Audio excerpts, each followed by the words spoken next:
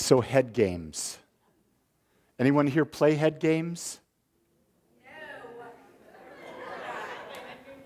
Yeah, I can remember 4,250 years ago when I dated,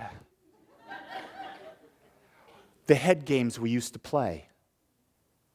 How the dating world was this idea of head games. I had to be a certain way so that the person I was with would respond to me. I had to do a certain thing. And in order to do that, I had to get my parents, who were the most strict Catholics in the world, to think I was doing something else so I could do this.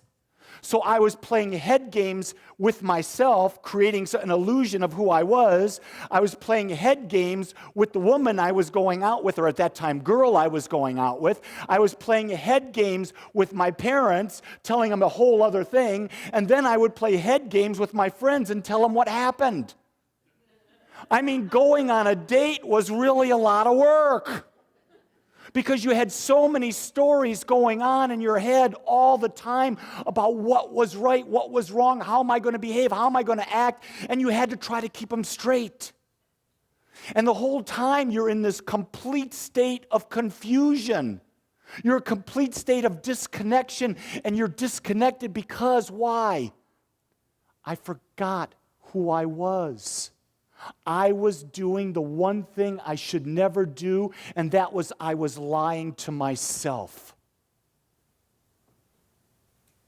You see, the question I ask all the time is, what lie am I living? Where am I not being authentically Lee? And where am I being someone else in order to please someone else? You see, if I do that to please someone else, I'm living a lie. Because I am an authentic person. You are authentic people. We are all individualizations of God, and as individualizations of God, our only job is one thing: to be ourselves. Not to be what our partner wants, not to be what our parents want, not to be what our grandparents want, not to be what anyone else, our teachers want. Our job is to be unique and whole and individual. And so here's what I've understand. We are all suffering from CSJ. Do you know what CSJ is? It is constant self-judgment. We are constantly judging ourselves in every moment, and we're saying to ourselves, we are not enough, and if we're not enough, let's tell a lie and pretend we are. The problem is, the more lies we tell, the more we get out of who we are, the more judging we do, the more out of love we are, and we then go into what? Some form of addiction. You see, constant self-judgment, the degree of it takes us into an addictive behavior. It is a source of alcoholism, it is a source of drug addiction, it is a source of sexual addiction, it is a source of shopping addiction, it is a source of eating addiction, it is a source of pleasing your parents addiction, it is a source of all addictions. Because if you were not in self-judgment, then you wouldn't have the need to get addicted to something, to hide behind it, so you couldn't accept yourself. You see, we hide not to accept ourselves. We only not accept ourselves because we don't think we're worthy of being accepted. Whew. That was a mouthful, wasn't it? Can you think about that for a second? Who right now in your life is the one person that you feel you've got to change the most in order to please? Rephrase that. Who is the one person that by the way you're focusing on them, you are taking yourself out of self-love? Because that's what's happening. Anytime you turn your power over to someone else, to an idea or that, you are taking yourself out of the ability to self-love. Wow. We're coming back to the whole idea then again. What is self-love? Because we've got such a crazy idea about this romantic thing we call love. Self-love is the ability to understand that you are an individualization of love itself. that right now, where you are perfect. Self-love means I accept myself as I am. Self-love means I do not judge myself against any external. Self-love means I will do everything and build a support system around me that will support me in uncovering my more greater magnificence. Self-love means that I am perpetually seeing a greater Lee. And when I see the greater Lee, I don't judge that I'm not that Lee. I fully embrace the Lee that I am, visualize the Lee that I see as my pure potential, and I gently and easily start moving in that direction and realize that my journey in life, my whole journey in all of my life for eternity is to become that. You see, it's not that I want to get there, it's that I want to be aware that while I'm getting there, I'm already whole. And in that, when I'm going on that journey, I am now living in love of Lee. My mother would say to me as a little child, she says, Lee, you're quite self-centered. Because my mother would say, who do you love? And I would say, I love Lee. And my mother would say, no, you can't really say that. You can say, I love my mom, I love my dad, but you can't really say, I love Lee. I want you to know, I am learning every day to love Lee more. And when I love Lee more, I can love you more. You see, that's the beauty of the love game. The love game is the more we go and we accept, we embrace, we non-judge, we support ourselves and we grow, we've got that to bring into the world. So it's not about the idea of finding a partner and that partner fulfills us. They're our better half. I don't know how many women in this community think that my wife is an angel. A lot. I don't know how many people in this community think she's my better half. That's not true. I want you to know that what you see here is a man who's whole, a man who is complete, a man who does not need anyone else to make him better, does not need anyone else to move forward. I, though, choose to be with my partner and to support her and grow her as she supports and grows me, as I, as she, as we become our greater expression. You see, that's a whole new way of looking at relationships. In that idea of that relationship, there are no head games. You feel that? Because when we're stuck in this head game thing, it's not fun. And what I want to tell you, think about this. If you're in a relationship and you really like yourself, and you're not judging yourself, and you're not judging your partner and you like your partner, and you're getting together to support and grow each other, is that pretty darn easy? You worrying about any stories you may have told, anything from the past, anything like that? Not at all. The past disappears, right? You see, this is the key in head games. In the head games, we're dragging back the past all the time. We're dragging it into the moment to make a point, to justify something, to maybe hold us down. See, we'll use the past because we don't think we're good enough to be our greater self. So what do? Well, I screwed up over here. I did this. This is my soiled past. This is my soiled past. This is my soiled past. Certainly, I am not worthy of this. No one else has done it to us. We've done that because we have built what? An artificial ceiling in our mind that we can only have this much joy, this much abundance, this much in a relationship. I almost said sex, but okay, this much sex. Wait, for some of us, it's this much. Whatever it is, we've built this idea, and in that idea, we're stuck there. We can never go above it.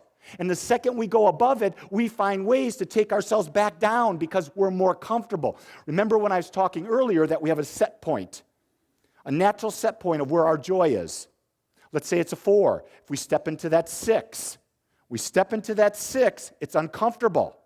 But if we get someone supporting us to stay in that 6, if we make a commitment to stay in that 6, we decide to stay in that 6 and we fall back to the 5 and we realize, oh, I'm in the 5, okay, I'm moving back to the 6. You see, that's the journey. I want you to know that once you get to the 10, a whole new set of numbers comes forward. The 10 becomes a 1. And then you've got another 10. You see, that's the key. We keep forgetting if God is all there is, and God is infinite, and God has always been and always will be, and God created everything out of itself so that everything is an expression of God, and everything has God fully a part of it, and the creative power that is God is the creative power that is responding to us, and it responds to us through the nature of our thought. Holy crap. That means infinite, that means we're infinite, that we will always be expanding. So there's never an end to the journey. There's only a moment on the journey, and in the realization of that moment, we now can step forward into the next moment, and into the next moment, and into the next moment, realizing that life is supposed to be a bunch of moments of joy. Now think about it. We're infinite, right? And we're moving down this joyful journey. And what happens? There's a lot of joy, a lot of joy. Contrast. Oh shit, contrast. Someone did something and I got my button pushed, right? But we don't realize that the contrast allows us to refocus to have a greater joy. You see, without contrast, there's no desire. You don't know what to choose that's new. So if you're out there and you're in this blissful relationship and things are going great, and you see a relationship over here and you say, whoa, that's really different. Look how happy they are. You don't compare yourself to that relationship, but you sort of admire it. Yeah, I see what he's doing over there. I'm going to try a little of that. Why? Because I saw a different vibration of joy. You see, when we're looking at contrast, it's there to say, what is the newest vibration of joy I'm looking at? And when you see that new vibration of joy, oh, I can do that. Key thing is that when we're on this journey, remember we talked about being in a level 4 in joy and moving up to a level 6? Not going to happen. It's like moving up from a level 4 to a level 9. Not going to happen. Too big a jump. Remember what I said earlier is that the creative power within us moves based on the nature of our thought. So we have this huge thought, a mind called the unconscious mind, and there's a part of it that's the subconscious mind, and part of it's conscious. That subconscious mind has millions and millions and millions of thoughts in it, right? So now if we're going to change the nature of our thought, we have to start feeding that subconscious mind thought after thought after thought. And it gradually changes the nature of our thought. And when the nature of our thought gradually changes, we have a new experience. So if we're at a level 4, we target a level 4.5. And we start doing everything to move that level 4.5. Why did I say to just do a 4.5? Good question, isn't it? Lee, why not target the 6? That's only 2. Because inside, our mind automatically knows when something's a big jump. Our mind knows when we are pulling its leg. Our mind will say, no, that's too big a jump. You can't go there. This is why. I'm going to use my favorite example in the world, and you've probably heard it before, but it's my gym example. January 1st rolls around, and what happens? New Year's resolutions. And everyone wants to drop some pounds, or most everyone wants to drop some pounds. And so they go to the gym, they hire a trainer, they're going to change their eating program, right? And they do all this, and what happens? Month, 6 weeks later, they're off the program, because they had 20 pounds to lose. And they wanted to lose that 20 pounds in a month. What happened? The mind inside said, ain't going to happen, ain't going to happen. And then here's the kicker. Here's one of the greatest things that takes people out of it. Super Bowl.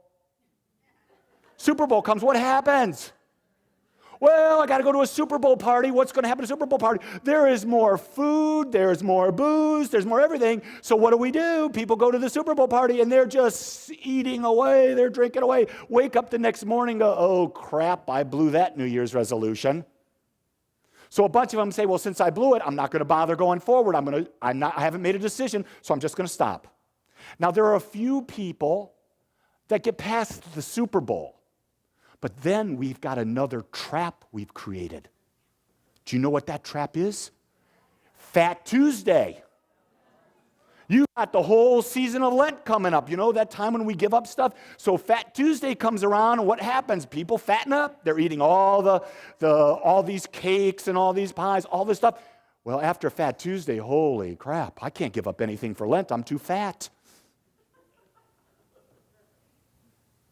I use these as examples, but they're really not the cause. The cause is in the mind, and the mind is we didn't make a decision. Because when we make a decision, we're no longer playing head games. You see, when we make a decision, we're leaving that there is no possibility of going back. Do you hear that? When a decision about something is made, there is no possibility of going back. So when we do a resolution, most people doing a resolution never make a decision. It's a want, it's a wish, I almost said a prayer, but that's the old prayer, not the prayer we do. Our prayer is better than your prayer. No, not at all, but you'll get that as I pray later. But you see, it's not a decision. When you decide, so how many times, I was filling out something because I'm going to go see a holistic healer for an experience that I'm desiring. And I had to fill out things about your past. And so it said, did you ever smoke? And the answer for me is yes.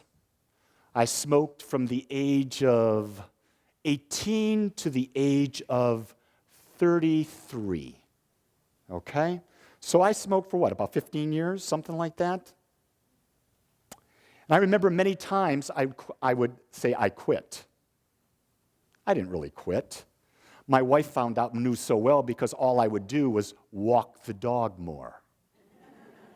You know, when you walk the dog more, you're walking the dog around the block, you're having a cigarette as you go around, then you've got the mouth spray, you've got the breath spray. I even would take in deodorant spray, thinking you're being sneaky. Now, you may fool them for a while, but here's the key. It's not about fooling them. You were fooling yourself. I was fooling Lee. But when I made the decision at 33, and it was when I was holding my son Stephen in the back. He was much smaller then. He was like 9 months old, so I could hold him. And he looked at me and I said, oh, that's not the image I want my son to know for his father.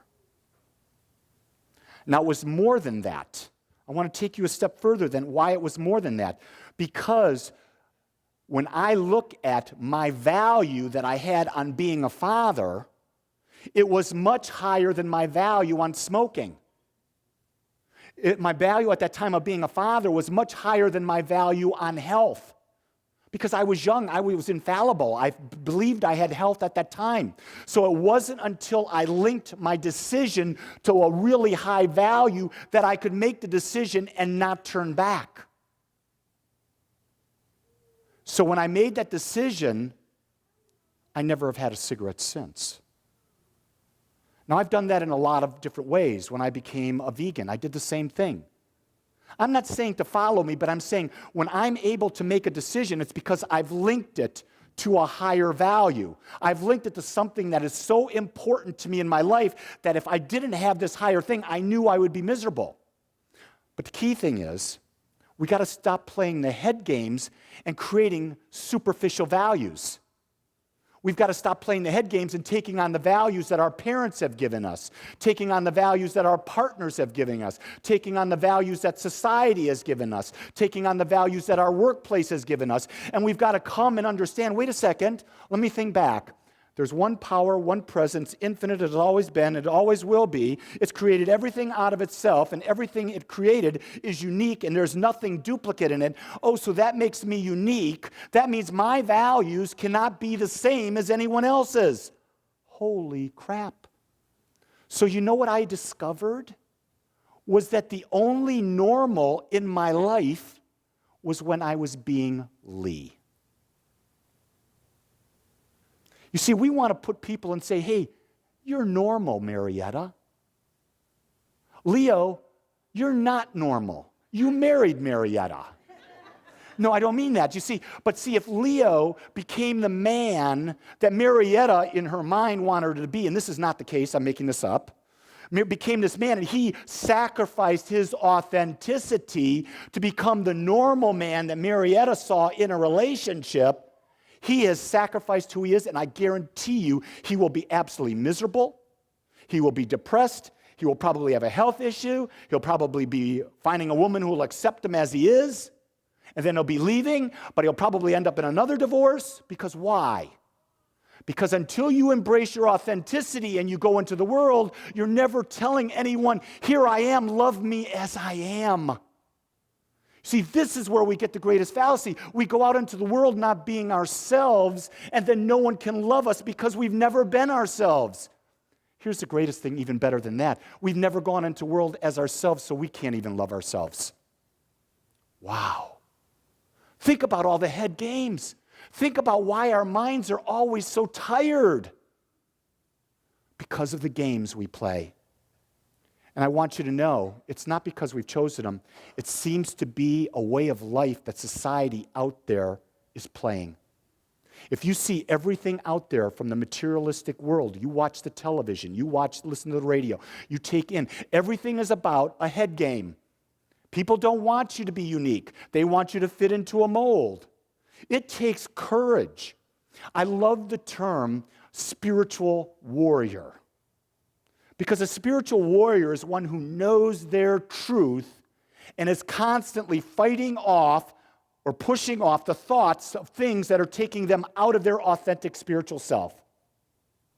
That's what you have to be. You have to be a spiritual warrior. You have to be strong.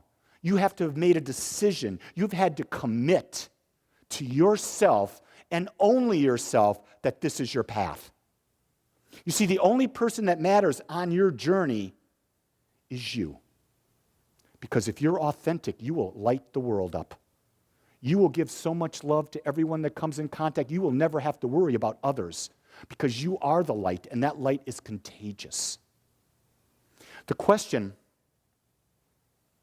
that I often ask people when I'm coaching them or I'm about to pray with them, I said, so tell me, what do you love about yourself? It's a good question, isn't it? Can you sit down and for a half hour just look in the mirror and tell yourself what you love about yourself? It's going to be difficult. Because if I were to pinpoint someone right now and do that, I get 5, 6, 7. They're going to be shy because they're not used to saying that. It's an unfamiliar habit. It's an unfamiliar way of speaking. But if I can't say, I love this about me, how can I love it about you? You see, this idea of head games distorts our whole vision and perception of the world. Until we get out of the head game, until we come back to truth, till we come back to authenticity, we can't be the Christ. We can't be the Buddha. We can't be love. All we do then is we continue to live a lie. What I'm asking you today is to step into truth, to step into the idea that you are enough, to step into the idea that there's nothing you have to change, to step into the idea that there's no one to please, to step into the idea that it is yours to just be yourself for the first time ever. Since you were born, when you came out of that womb, you were yourself and you were perfect. Go back to the womb. Today we're going to have a massive rebirth. I'm not going to say what I was thinking, but it was quite gross. We're going to just all come spitting out. We're more than twins today. No. But anyway, rebirth yourself today. Make a commitment today to yourself that I promise myself. I decide today that I am going to be authentic. And if that freaks people out, let them be freaked. We'll call this Freaky Sunday. I mean, last week was Super Bowl Sunday. This is Freaky Sunday because there are 100+ people at Agape, and there are thousands of people around the world who are hearing this talk or will hear this talk, and they're going to step out and be their authentic self. And the people who don't get it are going to say, "What the hell happened?" And you're going to smile and say, "Aren't I lovable? Aren't I perfect?" And they'll say, "No, you have to do this for me." "Aren't I just great the way I am?" See, here's the key. When people tell you to change, ignore them. Turn away, walk away, get away from them, ignore them until you have the stamina, until you've built up the courage, because depending on who the person is, turn away from them and walk away. But at some point you're going to say, "Listen, Mom, listen, Dad, listen, honey, listen, son, listen, daughter, this is who I am. I'm doing the best I can. I'm going to be the authentic me. I invite you to love me as I am. Because when you love me as I am, I'll tell you what, I'm going to love you as you are. Because when I can love myself fuller, I can love you fuller. And when I can love you fuller, then you're going to love someone else fuller because you're loving yourself." Isn't that what the world needs now? We don't need any more CSJ. We don't need any more self-judgment. We don't need any more judgment at all. We need to decide it's time to be love. We need to decide that we're worthy of love.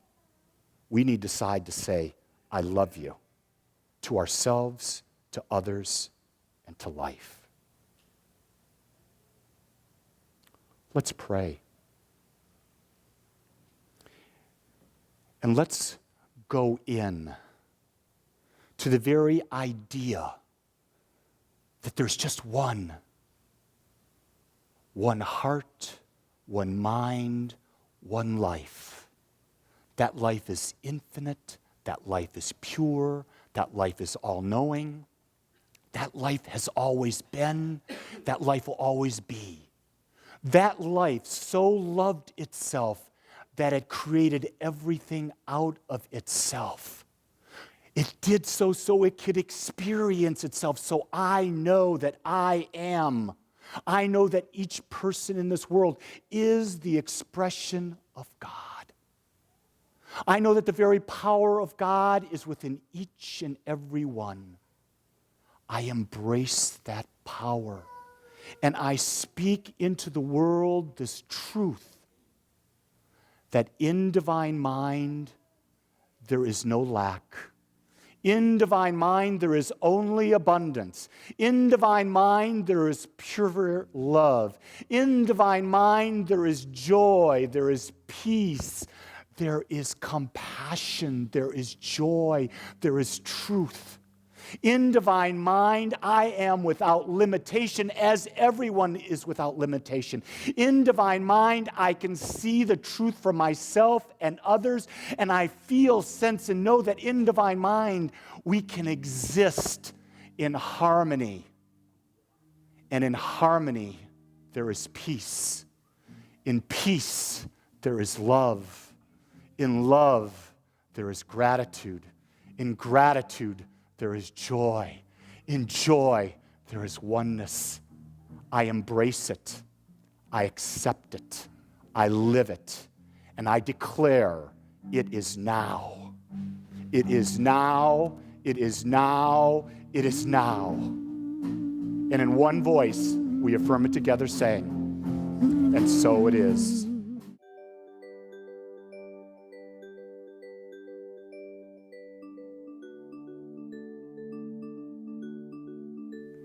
I want to thank you for joining us today. I am so grateful that you took your time to watch or listen to this message. If you found this message beneficial, I would ask you to go to our website. Once there, click on the Contribute button and experience the joy of conscious and purposeful giving. It is through your gifts that we are able to bring this message to the world. I would also ask you to please share this message with anyone you feel might benefit.